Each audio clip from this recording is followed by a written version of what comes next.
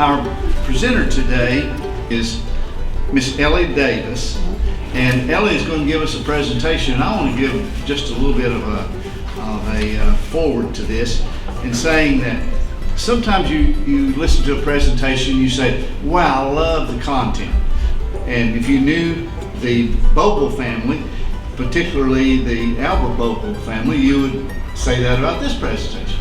And other times you'll say, wow, I sure learned a lot about how to do that kind of research or that kind of gathering of data. And if you're interested at all in that kind of historical research, you're going to like today's presentation. And the third thing, you might say, it was just a good presentation. The presenter gave an excellent delivery and did just a very good job. Well, I want to tell you that today you're going to get all three of those, because this is a local family. The Bogle family is a very early local family, sort of on the borderline of Sevier and Blount County. And the presentation, I had no idea that you could get this kind of data together, and how insightful this data is about the living and what's going on during, the 1842 to 68. And then lastly, just an excellent presenter. So I'm not going to waste any more of her time. I want to ask Elly if she wants to come up and give us a presentation. Too late to back out? Too late to back out? Too late to back out. Hello. To start off with kind of a background on this, in the early part of the 20th century, Will Parham was a researcher on genealogy in Blount County. He was a very, very active person over there.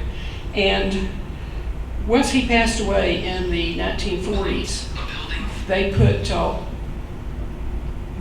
all of his files that he had, different family files, they contributed to the Blount County Public Library. And there are 2 file cabinet drawers full of what they refer to as the Parham papers, of the research he had done.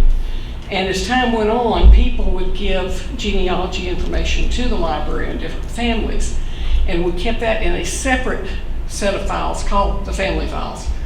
And some of the family files might only have 1 sheet of paper in it, somebody's 50th wedding anniversary, and others might have 300 pages with pedigrees and all kinds of information, some of it given from people out of state that saw that one of the people in their family either was born or died in Blount County. So I am a volunteer at the Blount County Public Library, and one of the things I do is scan archival material for the Blount County Genealogical and Historical Society and for the library. And if the Blount County Genealogical and Historical Society doesn't have an assignment for me that week, I go into the family files and I've started to scan them. So they will eventually be put on the direct reading, or they call DR files for the library, so people can go in and find them. And when I was going through these, scanning them, I noticed the Bogle file had about 90 pages in it. They have a little number up of how many they counted that they had in. And then the next file behind it also said Bogle, but it was about as thick as a book. And so I pulled it out, and this was the front page for this file. And we don't know when it was put in, we don't know who contributed it, where the original is. It's just somebody contributed this from the Bogle family at some time.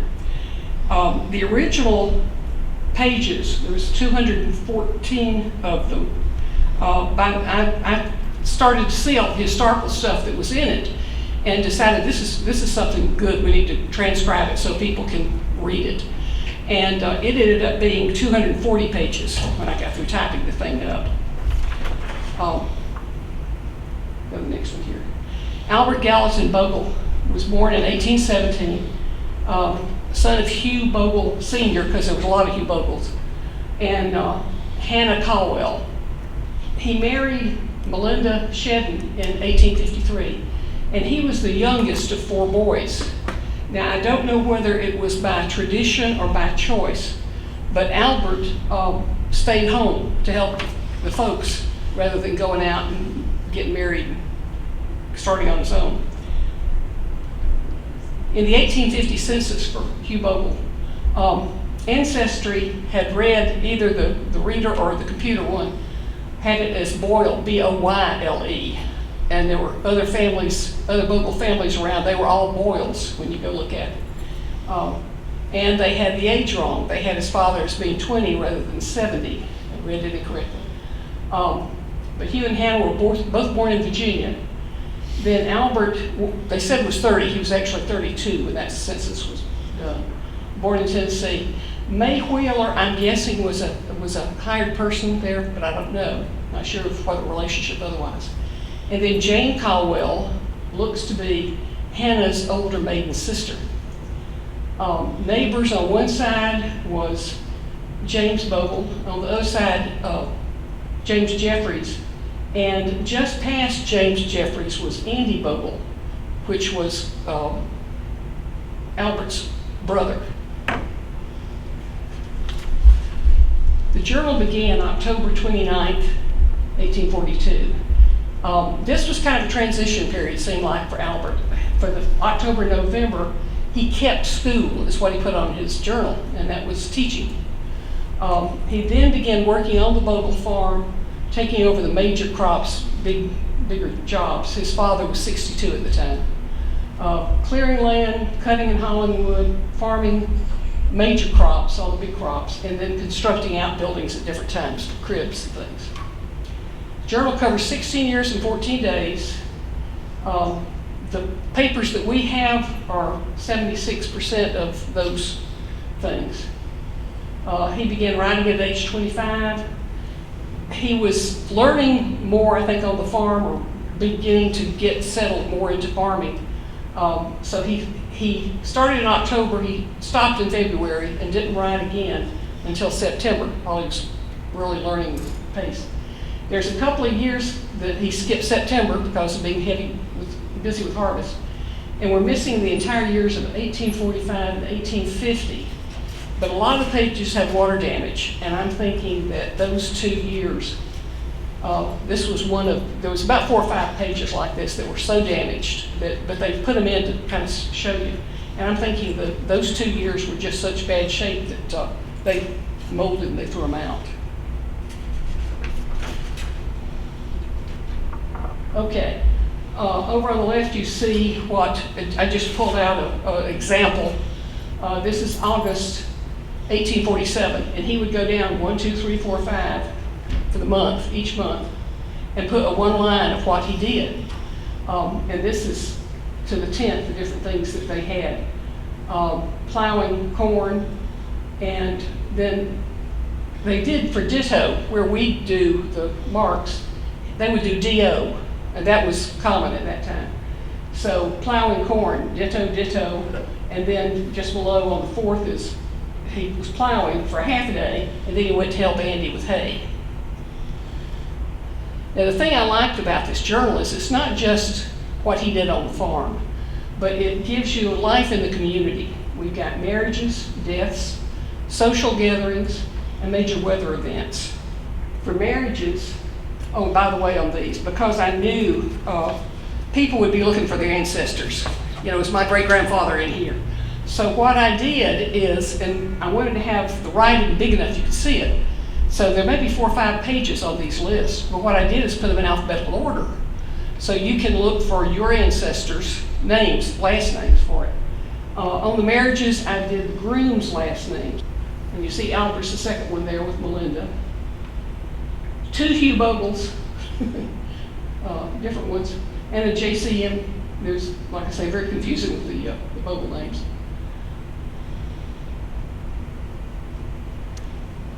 Now, there was one, Mike, he put that got married to somebody Farabee, but didn't have a, I'm guessing that's the last name, or married to Lucy.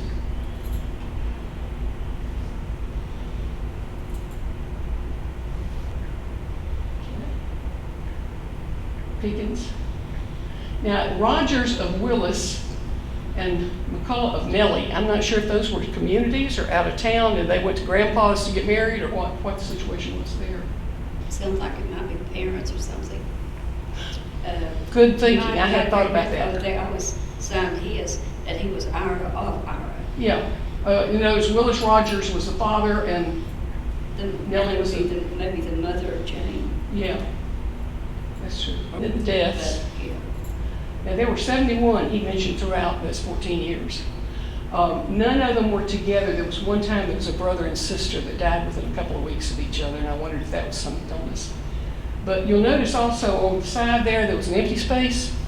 When I went through the journal first time, toward the front, it said me and Nancy stayed at so-and-so's house.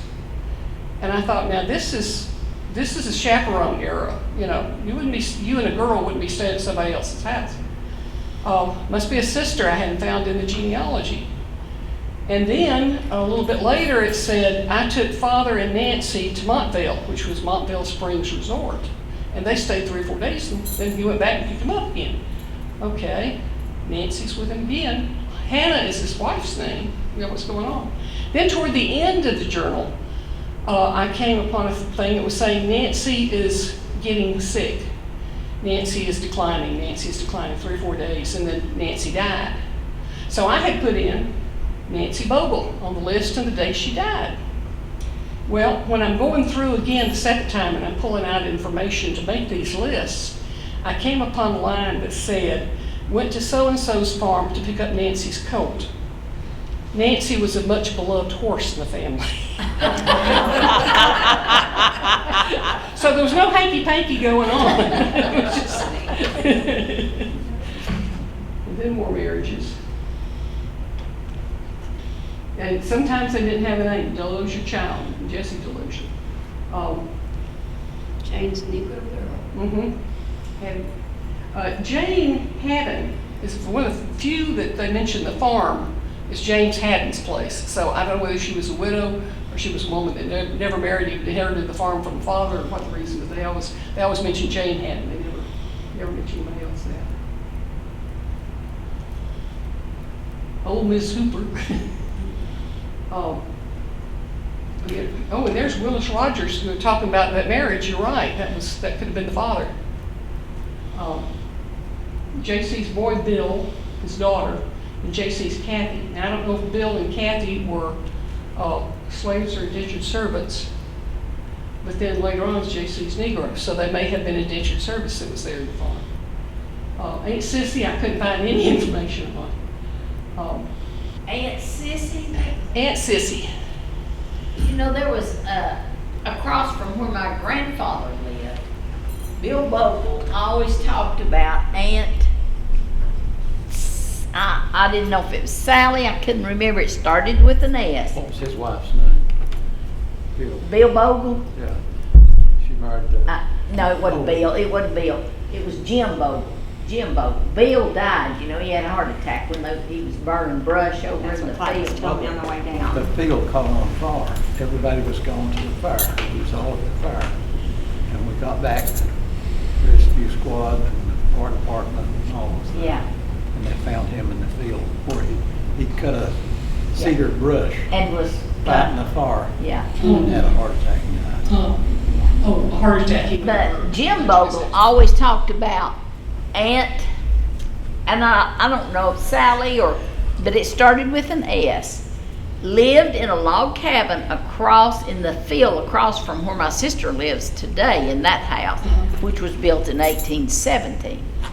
And he said when the slaves were emancipated, that group moved to Maryville, but they would come back once a year and have a picnic at that cabin. Oh, Every year. back at the old home place. Yes. Well, Albert was also a grave digger. He never mentioned any other place. Some of the names you find in Eusebius and find a grave, but others are not listed in it. But he never mentioned burying anybody anywhere, digging graves anywhere else. But he did, 23. These are the people. Uncle S may have been Samuel, because I know that wasn't his. And Jesse Delusion's child died separate from Jesse. Now, does Eusebius have any African Americans buried? Do you know? Because I wondered about that with, that, if that was. I would think so, because the Bogles that live where my sister lives today, they had slaves. I found. I don't know if they call them slaves, but they lived there and they worked there on the farm. Okay, there was, when I started to look, because I was looking for Nancy again, I didn't find Hugh or Albert, either one, having slaves. J.C. Sheddan, who was his later Albert's father-in-law, they had slaves, but that was another. Was there anything said in that, I know we always talk about burying people 6 feet under. Was there any set kind of thing that they did? He 200 never, years ago? he just said dug grave or helped dig grave. He didn't have any details of anything, and like I say, not even whether it was UCB or not. The visits, of course, when you went anywhere very far, you'd have to stay overnight at somebody's place. You couldn't turn around and go back home. So there was 18 times Albert mentioned places that he stayed overnight.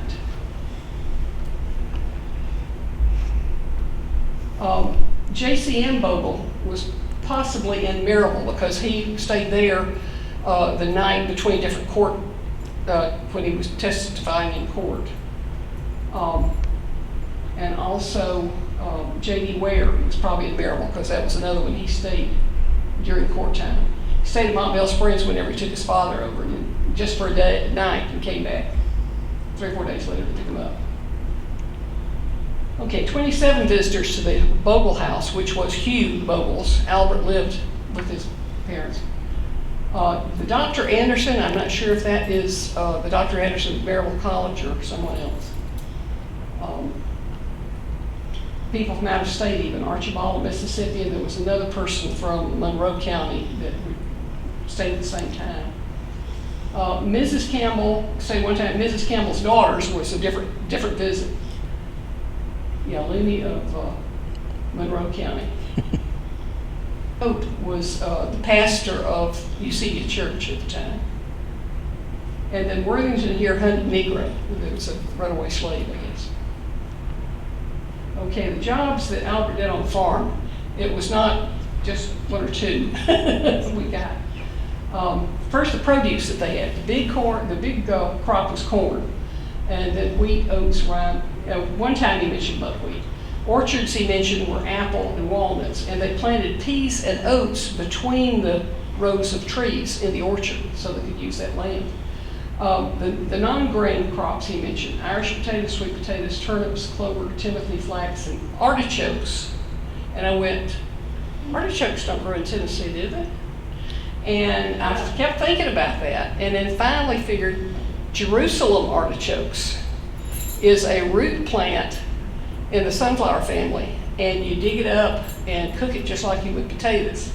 And one time he said that year they had got between 30 and 40 bushels of artichokes. Okay, the jobs he did: kept school for a couple of months. I'm surprised that they grew flax. Yeah, I was kind of surprised at that too, but you'll see later on they had somebody's flax for one of their social gatherings to prepare them. What's all the first generation settlers? Because we had Cassie Dickinson that came to do some analyzing the coverlets that the Walker sisters did to see if they were made of flax or what they were made of. And she didn't find any flax in those coverlets. But they were in mountains. Steep country. Yeah, Merrill's more of a And low we live in the valley. Okay. Lowland. But usually, I don't know, did they usually just order They- flax from there's England? There's flax seeds being sold in the store journals Is it? between Okay. 1790 and 1820. Okay. And flax had a lot of other purposes. Yeah, flaxseed rather than just oil, being a they're making fiber. oil from the flaxseed. Okay. It's used in cleaning, and tow was Mhm. and it was used for cleaning rifles. Yeah, it was called So there were tow. other I uses. didn't know what it was. They didn't know it was omega-3 at the time. But anyway, he bought corn from he tried buying corn from other farms. Right after he quit teaching, oh, by the way, the kept school, he quit, the end of the school year was in November, and he was paid $33 and some few cents. Now, it didn't say whether that was for the fall, for the year, how many months that $33 was when he was teaching. Right after that, he tried to kind of be a corn dealer. He went around to different farms and tried to buy, and he did buy some bushels of corn from other farmers, but that was only like maybe the first month after he quit teaching school. I think he kind of gave up on it. Carting wool for other farms. He wrote an announcement for a land sale and then distributed at all the different mills, kind of like a real estate person, but I don't know whether he got anybody paid him for making the thing up or what. He got leather and skins from the mills to make shoes, moccasins, and saddle tack. Any day that the weather was too bad to be out in the field, he was working on shoes for somebody, or moccasins. And one time he mentions he sold so-and-so moccasins $1.25. So he got pretty good pay for it. Road work, which is required by Tennessee law. He was, And you know, doing that. that law was continued up in the 1960s. I remember my uncle would, twice a year, he would do, take his shovel and just go down and fill the potholes in the, and I asked him, what, Steve, why are you doing this? And he said, I have to, honey, it's the law. Yeah, either that or I think somebody was saying that you could pay tax and not do it, or you could do the road work and not have to pay some amount of tax with it. Made rope. He doesn't say what it made out of, but he made some rope for his brother. Cut wood and split rails. Did a lot of that, and selling both of them to other farms and hauling to them. Cutting and hanging tobacco, he only mentioned one time, so I don't know whether that was on someone else's farm. We want to say something, tell them about the sawmill they had, the Bogle sawmill. Because that was real close to where you lived. Wasn't Bogle that had it, but it was Allen's. It was on Bogle's place. They saw it there for. Well, it was Bogle's back in the day though, a long time ago. China. Wait. No, it was. I didn't catch that. It was before mine. Yeah. Well, when Bill Bogle owned the place, there was a sawmill there. That Allen's from Sevier County brought it down there. And they cut all those roads back there before we built the cabins and stuff in the woods. From the scrap, from that sawmill. Okay. Another thing, he would just put killed beef most of the time, killed beef. So he apparently did one steer, but he said done but little else, like slaughtering and cutting up a steer was not that big a deal. He had the rest of the day off. I think it means he didn't have time to do anything else. Because it takes a long time. Well, that's what I thought too, but that's the way he put it, was done but little. That's what he would say on a day he didn't do much, is I done but little else. Then hauling wood, he would say 4 loads or 6 loads or whatever. 7 was the highest I saw. And then it was on snow days, he still hauled 2 loads of wood. Shearing sheep, building a kiln, and I'm thinking that was for lumber, not for pottery. Spade hogs and cut sheep. One day spaying 37 hogs. Killed mutton. He put palings, P-A-L-I-N-G-S, then erecting. And palings are the vertical fencing for hog pens.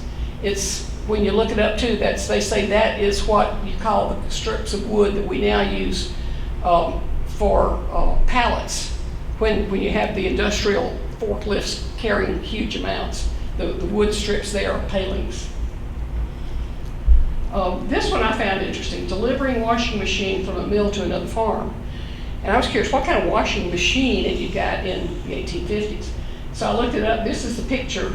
In other words, a wash tub with a hand crank wringer was a washing machine at that time. One day he set 23 apple trees, grinding apples, making butter and vinegar, transporting bees from a mill to another farm. Now that would have been a dicey thing. I guess they smoked it first to keep them in. And then tamping and cleaning wheat and oats. The work he never mentions doing, he never talks about feeding cows and hogs or milking, never mentions a family garden or raising chickens, so I'm guessing other members of the family did those jobs. The only thing he wrote in his journal was what he and his hired hands did, the big projects. Or maybe he just did it every day, and so because it was a normal thing every day, he didn't write It it could down. be. It's just he did so much that I kind of wonder that he had time. But anyway, like I say, that wasn't mentioned as being important. Oh, tell her. Tell me. That was women's. That's work. women's work. That's what I was thinking too, but I didn't say it. Okay. You All see crops that he worked reference on. quite often, it's women's work. Yeah. Commercial ventures, in other words, things that they could sell or big crops. He mentions 13 different mills and vendors in the journal. Bowling's had whiskey he bought for $1, $1.50. Cups store, and I'm sure that was C-U-P-P, was the way the Cups locally were spelled their name. Evans for clover seed, Cagle for whiskey, Kennedy's Mill for lumber, Macbeth Stores, McHenry's for salt. They'd take that up to the mountains sometimes for cattle. McTeer's Mill. Murphy was a blacksmith he went to for plow sharpening and knife repair. But we went to Patty's, another blacksmith, to grind drawing knife and pick up plow handle. Peary's Mill is mentioned, buying leather and rice seeds. Tipton Esquire for 14 pounds of tobacco. I don't know whether that was a year's supply or what that situation was. And Huevels was also a blacksmith to shoe horses. That's where he would go. One of the things, every summer they took cattle to the mountains. And the different mountains that he mentioned, most of the time he just said to the mountains, he didn't say what. The Bench Mountain, Houston Field, Yankee Hill, Garner, Springfield, Bays Mountain. One time going up to the mountains, he killed a rattlesnake. Another time he found and killed 2 raccoons. In 1847, he lost a calf to milk sickness, and later on a steer died, and he skinned it. Now, I don't know whether that was milk sickness or something else, but those were when they were in the mountains. What was milk sickness? Milk sickness is there was some kind of a weed that the cattle would get. Milkweed. I'm not sure if it was milkweed or something else. I just remember them saying that you could get milk. Lincoln's mother died from milk sickness from the getting that poison. So, and this was like half of one of his. I've got 2 pages of it, but he would have an inventory of which cattle he took up, and if you'll notice, the underbit right was apparently that was a marking instead of using the heat rods on them like they do in the West. They would do a notch at a particular place on the ear so you would know which farm that the cattle was from. That's half of them. And then that's the other half. So there was quite a herd up there trying to have descriptions so we could figure out which ones were missing. And hogs, he always said cattle to the mountain and hogs to the knob. He never said where the knob was. But this was 1 year. He took, there was total, I think it was either 37 or 39 listed that he took up to the knob. What's barrows? Sows and barrows. I'm wondering if that's the Spade. male hogs that have been castrated. I don't know. It is. It is? Okay. Barrow, Yeah. barrow. Barrows. And a shoat is like a yearling, It's a small. small. The show is a small, it's a Small. pig after it's been weaned. Now, this is the annual thing of how many hogs they killed. And what was amazing to me is they would take one day in November or December, usually December, and kill hogs. But you look and see, 8 hogs weighing 1,400 pounds. There's the highest up there is 114 head killed in one day. They would go through and just slaughter all of them. One time he mentioned salting them down the next day, but that's it. Everything was done in the 1 day period. Now, this is the only time he did any accounting, and this was the first year when he had been teaching school, and then February when he quit writing again, but he kind of stuck this in.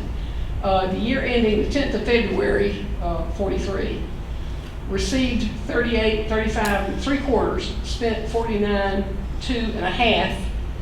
So he spent $10.66 3/4 more than he made that year, but he had that all written out. Now, corn plowing. The corn got plowed 3 times every spring, and sometimes 4. And sometimes there were 3 plows going at the same time. You'd have like 2 or 3 days, plowing second time, and then a week or 2 later, plowing third time. Now, Albert couldn't decide which way to spell plow.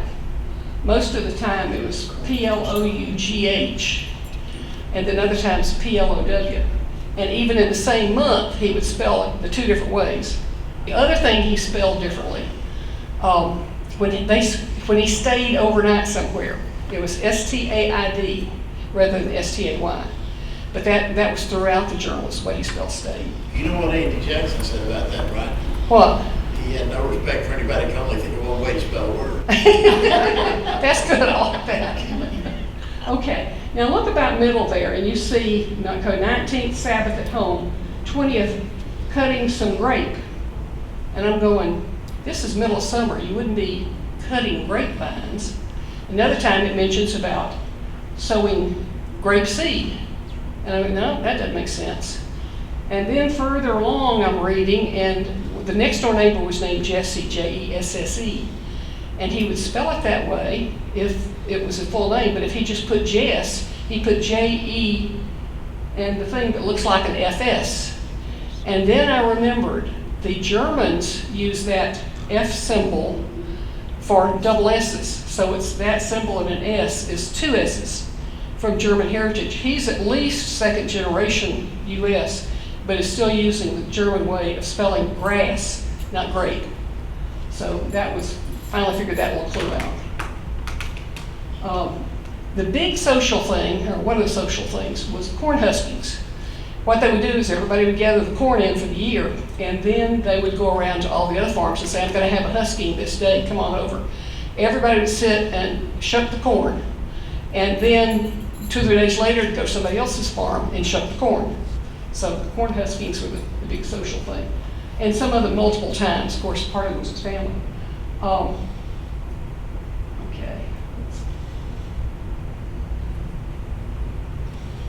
Now, I don't know whether Hiram was first or last name, but that's all he put in for his.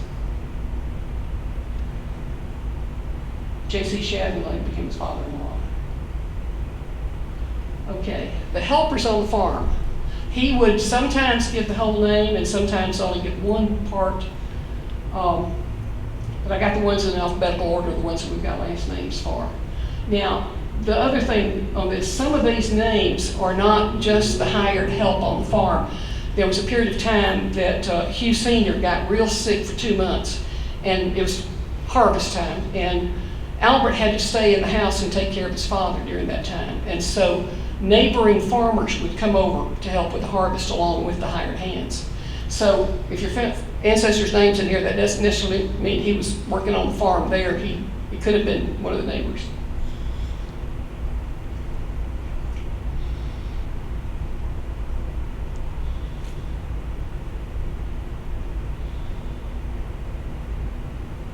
And sometimes he used initials. I wish he'd used more names instead of initials, but J.C. McD, so I don't know, was McBride or what?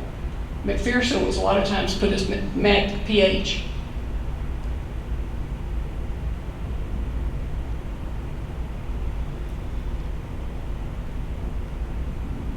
Yeah, Lily did some. Rogers. Huh? I was talking to somebody last night, Kent Atkins, the historian from Union Valley. His wife's people were Willoughby Rogers. Okay. And they were talking about, he's buried at Ellajoy. Okay. Okay, then down at the bottom, I had no last names. And some of these guys, Jim worked over a year, I know. Leroy worked 2 or 3 years, but he never put his last name, so I have no idea who he was. Now, he also, as well as the farming, he had jobs outside. He was a constable, he was in the state militia mustering, and replacement mail carrier part of the time. So as a constable, he started riding with another constable before 1848, as you'll see in just a minute. His last duty as a constable was testifying in a court case in late September of '58. And the jobs he mentioned was patrolling, serving warrants, examining schools, and testifying in court cases and arbitrations. Now this is a copy of an indenturement agreement that Hugh Sr.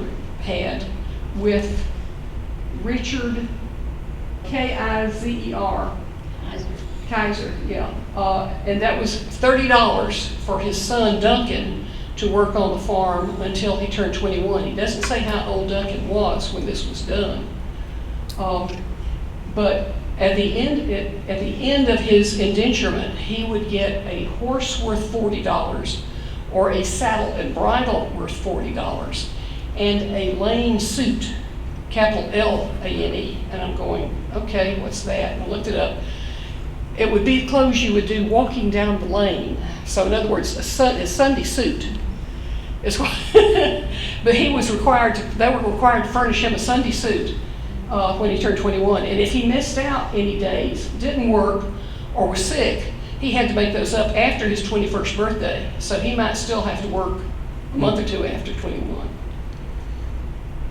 Okay, either a poacher or out-of-season hunter is what I'm guessing. This is exactly what he put on that day, 14th of June, 46. Sabbath, went patrolling this morning, caught Bill Vance at Dove Hill, 2 turkeys, 15 lashes patrol, 39 state, 54 in all. Wow. Yeah, for 2 turkeys. Came home with church. So, like I say, I don't know that they had hunting seasons at that time or whether they caught them poaching. I'm not sure what it was. And it sounds like there's some legal thing of if the patrol catches you, you got this many, but the state rule says you got to have this, you know. Normally, if 39 laid on well on bareback, it's a state mandated punishment for whipping. Okay, but then they gave 15 besides that, so, okay. Different times he would say attending to mail was all he would have listed on it. Didn't say anything about whether the guy was sick, on vacation, or what. Anyway, one time in 43 and 47, 5 times in the summer of 52. Then again, one time in 57 and 58. So 9 times that he was a substitute mail carrier. Well, that shows people weren't absent from their jobs very often, were they? Yeah, you think mail carrier 1 day a year? Yeah. Maybe he was going to his daughter's wedding, who knows? Muster, there'd be a single day in either March or April in the spring, and always in October one day. The places he mentioned mustering was Maryville, Sevier. I don't know if that was Sevier County or Sevierville. You know. Esquire S. Henry's, Gamble's, and McTeer's. And I loved it. One of them he wrote down, mustering at Gamble's, not much muster. Now, were there not many people there, or did they not practice very much? You know, what was the deal? But that's that way, but not much muster. Social gatherings. The church meetings he attended, he was at Eusebia at least half the time. Other places that they went, Cedar Cove on this particular date, dipped 3 heads, so I guess he went to a baptismal. I wonder if that is Cedar Grove instead of Cove. I'm not sure. Like I said, I just wrote down what he had on there, and it was Because that's the church I go to, Cedar Grove, and it's just right down from UC. Yeah, and it may be, and I misread it, but a GR and a C, anyway, that may be. Boyd's Creek, Nails Creek, Logan's Creek, Ella Joy. There was preaching at John Henry's house. They had a singing at Cresswell's house. And in Sabbath school at McTeer's, 36 people attended that particular time he mentioned. Now, there are 22 different ministers he mentioned. Ministers or speakers, I should say. Anderson, Blue, and that may be a misspelling of Blue that he did. Blackburn, Bunker, Campbell, Caldwell, Jennings, Cummings. Now, J.V. Cummings one time, and then James at Logan Creek. I'm not sure if that's the same man or not. Delosiers at Logan's Creek. Garrett, Gish. Esquire Hodges spoke rather than being a minister. Pope, pastor, you see it. Ray at Nails Creek. Robinson, Rogers, Rule, Snoddy, and Vernon. Okay. They didn't talk about having parties so much. They had frolics, was the term they used. Go to so-and-so's for a frolic. And there were 2 times he mentioned parties. McCroskey's and Macaulay's had a party with 40 guests, with the rest of them frolics.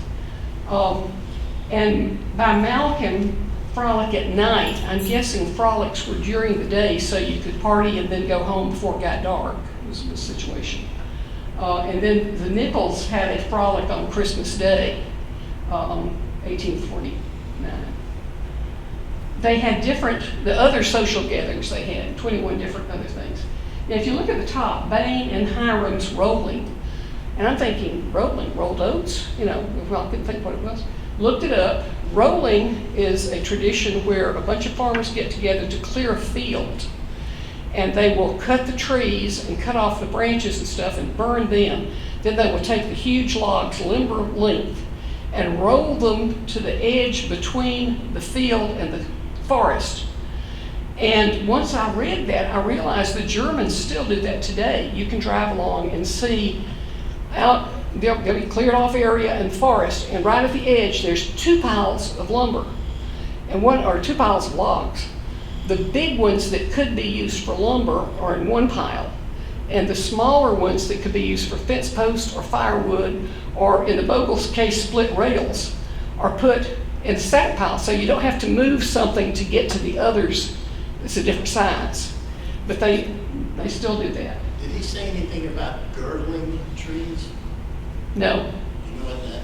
That's a good, cut the outer bark soda guy. Girdling, you cut a wedge all the way around the tree, it kills the tree, Uh-huh. and then you leave it standing so the bugs don't get it, and you can farm right up to Okay. the tree because there's no leaves or anything getting in your way. Yeah. And that way it would be standing, you don't have to cut them all down at once to start farming. Yeah. You could leave the buds standing, and that way they weren't laying down. And you still got the roots and stuff even with cutting them down. Yeah, But also that still lets you, you didn't have to cut down all the trees. I mean, imagine some of these places around here, Yeah. just to cut enough trees off an acre of land would take you too long to get a crop in the ground. Yeah. Well, like I say, also they were getting the farmers together to do it, so trying to get as many as they could to really do it with it. Hoeing, barn raising and husking. Now that break bulls hoeing, Uh-huh. there is a Revolutionary War soldier, break bull, that's buried over there at Cedar Grove. It's across in the field over there. It's where the home place was. There's just one soldier that's buried there, but his last name was Breakbull. There's some break bulls of the 1870s too, that's been in the paper different times I've seen it. They were prominent in Knoxville as well. They had the barn raisings, crib raisings. This one I love, Delosier's house raising and barn covering. The barn's gonna make us money, so we wanna get that finished. Go ahead and cover it first, and then we'll raise the house. So, rolling. A debate between a Tipton and a Hobbs the day before election, so you can figure out who to vote for. Quilting, shop raising. The Kidd family, it just said raising, didn't say what they were doing, and then Kidd rolling. Maryville Masonic celebration, Maryville volunteer barbecue. McCullough's sugar pulling, I'm guessing that was a taffy pulling. And then the flax pulling, Eleanor McMurray's. Barn raising and quilting. Speaking by Pickens, Henry, Tedford, and Fagg. Now, I don't know whether they were running for something or making a discussion on something. Taylor Smokehouse raising, and then Uncle Joe's shop raising. Now, the big holiday, your few days in the year that you got off, Christmas Day and New Year's Day, the men would go out squirrel hunting. And one time they said squirrel and partridge hunting. But these were the men that would go out with him. That was the young men all going out for that. Oh, so is that the only time you saw him called Big Hugh Bogle? Or Yeah. did you see that often? No, that was the only time he said Big Hugh. So I don't know if that was his father or if it was a cousin that was also named Hugh. There were several Hugh Bogles, several Andrew Bogles. which got confusing. Uncle and brother were both Andrew. Then the mixers, okay. The young people going out together for a mixer, like a debutante ball or whatever, was hunting chestnuts in Chilhowie Mountains. That was a singles mix event. The young people were the ones who went. Well, there were all the rattlesnakes on. Yeah. In 1848, there were 21 people attending to the chestnut hunting. In 1852, 18 attended, and Albert wrote in his journal, MHS, a favorable prospect for me. And after that, he began courting. And then in 1857, long after they got married, Albert and Malinda visited 5 houses on Christmas Day. So they were starting to get into the thing of visiting other families but at that time. But like I say before, as a young man, all he ever talked about was the squirrel hunts. Would you have taken gifts when you visited families like that? I have no idea. Yeah, I don't know. Maybe some preserves or something, but I don't know. I'm not sure. This is a courtship. At the time, Albert was 35 and Malinda was 41, both living with their parents. He had visited 2 times before the chestnut hunt, but he really began courting that fall. Malinda isn't mentioned. He says go to JCF and he'll have dinner or visit. And that was 9 times between November 16th and February the 1st. On January 20th, he chatted with JCS. I'm guessing that's when he was asking for Malinda's hand in marriage. Now, I love this. On February the 3rd, 1853, to Maryville alone, back to JCS with J.M. Caldwell, married at 406. He mentions the Duchess of Peace, but he never mentions his bride. No name. And the next time anything's mentioned with JCS is a week later on February the 10th. To JCS and evening stayed all night, STAID. On the 10th, the 12th, and the 13th, he stayed at his in-laws with his bride. And finally, on February 15th, he went to get Malinda, took her to his house at that time. And then they weren't going to rush into anything. He waited until April 12th to move her belongings, just in case it didn't work out, her stuff was still in the house. So, okay, weather reports. 2nd of January, 1846, started to Kennedy's Mill, the river too high, turned back at McHenry's. 30th of June, 1848, the greatest quantity of rain that has been known in 60 years. That was 1788, I think. Next day, repairing fences, the rain washed down. So they really had some flooding. 31st of May, 1851, he talked about the 3 different farming, and then locusts in abundance. Apparently a swarm of locusts came through. January 7th, 1854, snowed 8 inches. And then the end of April, 28th, 18th, same year, snow, and then the next day, snow in the mountains. So that was a snowy year for this area. The doctors mentioned were Porter, Ramsey, Staines, and Taylor. There was one time his mother was sick, and one day he went to get Dr. Ramsey, and then next day went to get Dr. Porter, and then the next day went and got Dr. Ramsey. Apparently they kept trying to figure out what's going on and get the doctor there to see what they could do. Wait just a minute, let me ask Clive.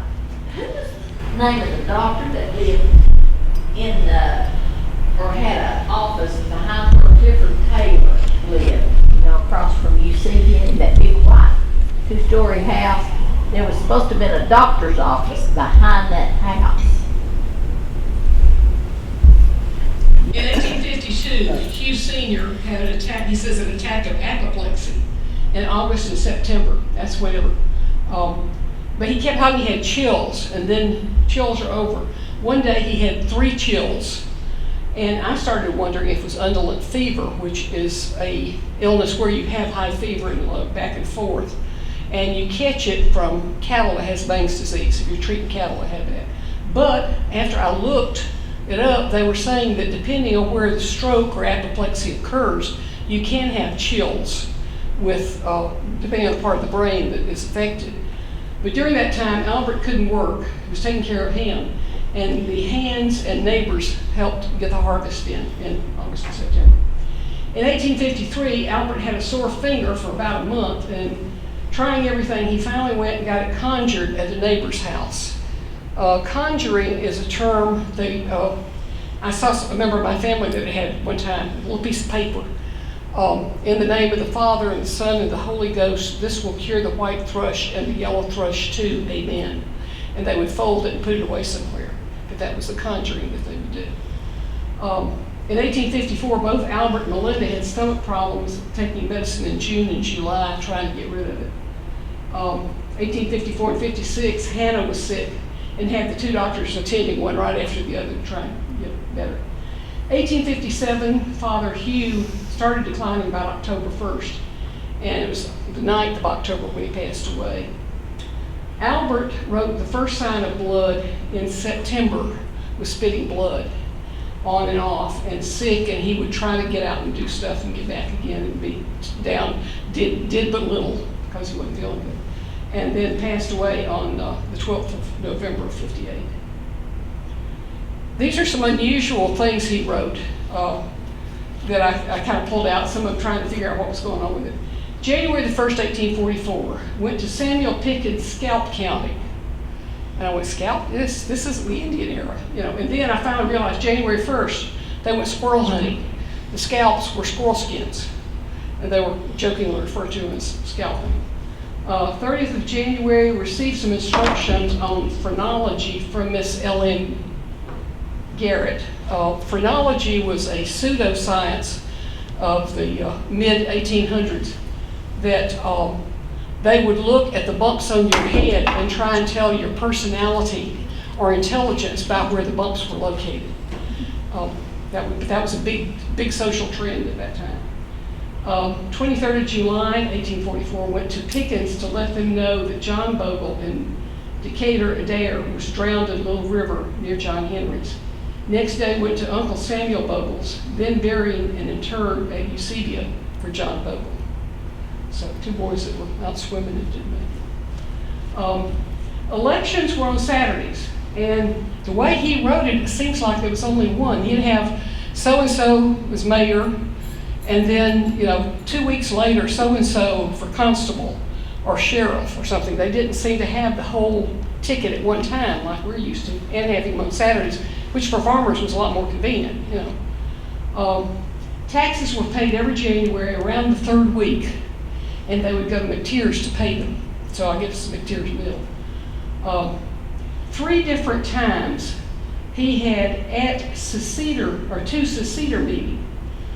And I was thinking secession, leaving the Union, but then George Lane was saying no, that seceder was a group of Presbyterian churches that left the Scottish Presbyterian organization and later became the American Presbyterian? Well, now they're ARP. ARP, okay. But they were 2 or 3 names In between, yeah. But they left the Scottish group anyway, is what seceder was. So it was, I thought it was interesting. They didn't get along with the Scottish King. Oh, okay. Of course, Presbyterians didn't belong to Presbyterians. They were Scottish, what do you expect? February of 1848, working at Meeting House, maybe 3 or 4 times, working at Meeting House. And then March 8th of 1848, raising Eusebia Church. Of course, the church had already been organized a long time, but this was either an addition or a new building for that. But that's it. Any comments or questions? I've heard that term, conjuring. The Conjuring, yeah. The reason I knew about it, my grandmother, is, as most of your folks are probably the same way, the file cabinets in those days were the trunks. You'd have a trunk that had family Bibles and all kinds of things in it. And my grandmother had a little coin purse that she had in there, and I opened it up when I was, maybe 10 or 12. Opened it and looked, and a little piece of paper was folded, and that was her conjuring for my father for the thrush when he was, and he had little George Jason Davis, 2 years 3 months, so many days, this will cure the white thrush and the yellow thrush too. And then they put it away, put it in the purse, and that was it. The way I heard it, conjuring was like it wasn't really good or known what they're doing. In other words, They wouldn't let anybody witness it. well, if I'm building something and it's not really good, somebody said he just conjured that up. That was a common term everywhere years ago. So conjuring up a healing by putting it in there. So conjuring was the term that was given to it because it wasn't quite. Well, it surprised me to see it because my grandmother was, but that whole family was very religious. They would not celebrate Christmas. But she had that piece of paper in there, and here I am about 10 or 12. Grandmother Davis did that, you know. Yeah. Really surprising. And then I asked one of my uncles, and he said that yeah, several people would bring their sick kids over for her to conjure. So apparently that was she did do some herbal stuff too. Yeah, George? Well, very often it was African American folks that did it. But it was originally a cult thing from Europe. Like voodoo? Almost like voodoo. Yeah, I don't know where. I know she collected a lot of herbs because my sister is quite a bit older than me, and she would go out with the grandmother, and she said she wished she had listened to her when she was getting up these herbs, what to use. But she did, you know, little kid, you don't think about asking about anything like that. Female. It was normally passed down through the female side. Well, neither of her daughters did any of it, I know. But like I say, just considering how religious they were, I was real surprised to find out that she had done that. That apparently did not conflict with the religions. So. More native. A lot of the herbal thing is Cherokee. Yeah, and we thought for a long time, I thought we had Indians in the family, and maybe she was, you know, descended, but then DNA proved that was wrong. There wasn't. So, any other comments?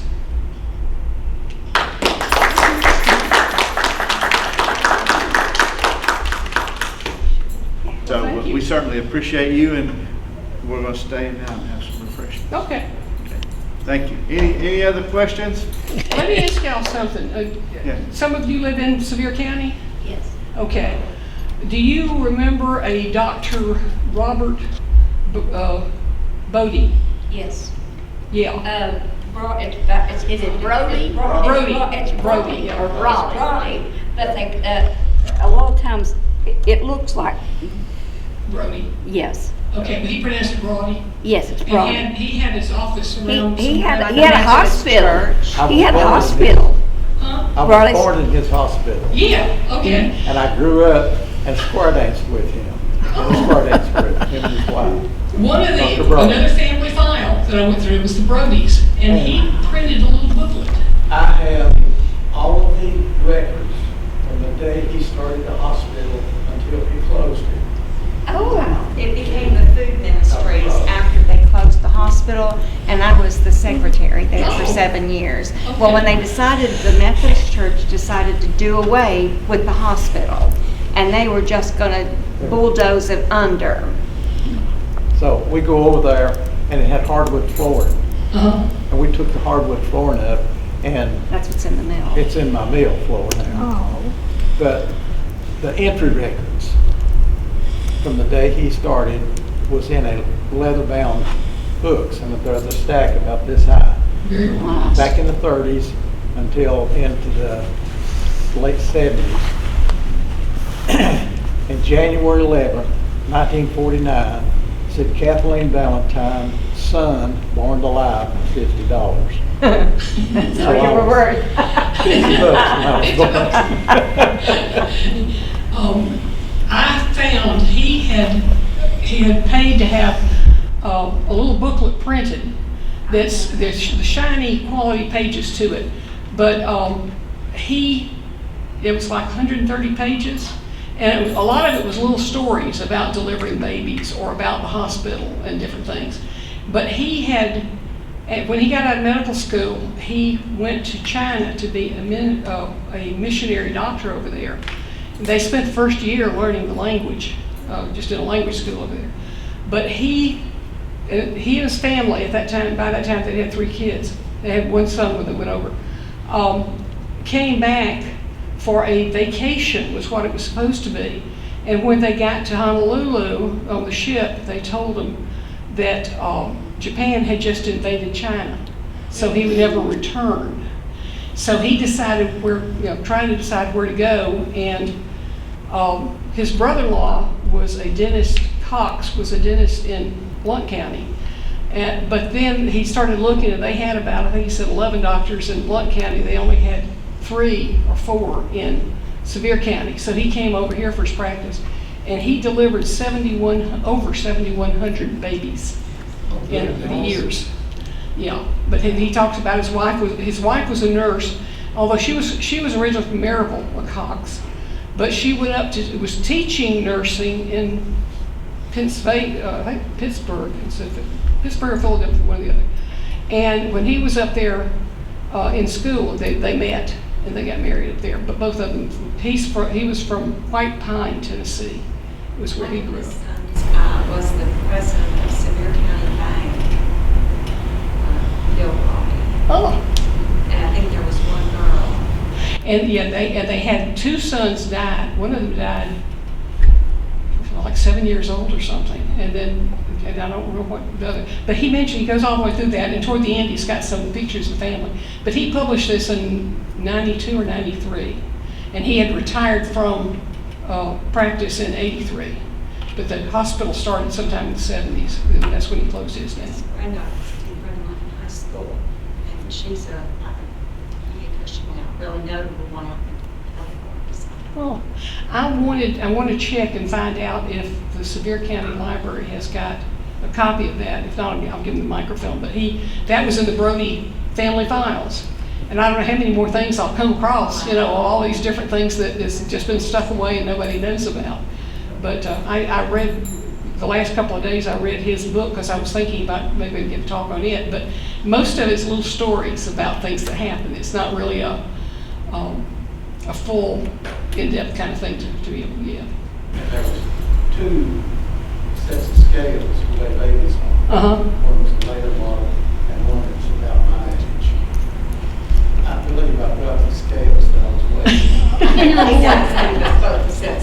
And he had the first X-ray machine in Sevier County. He had the first X-ray machine in Sevier County in his clinic before they started the hospital. They were real good squad dancers. Oh. And he was always joking about something. Always. Well, the stories he tells are just really neat, little things that happen. But I was expecting more of the stuff about China. I was curious to see about it, but he didn't really talk a lot about it. In the group that we were squad dancing with, he was talking about it one night and having to hold her hand up to the wall in the hospital. And better than 50% of the ones that square dancing locals had been born in his hospital by him. Neat. Pretty neat. It is neat. Really, we Thank you. really enjoyed this.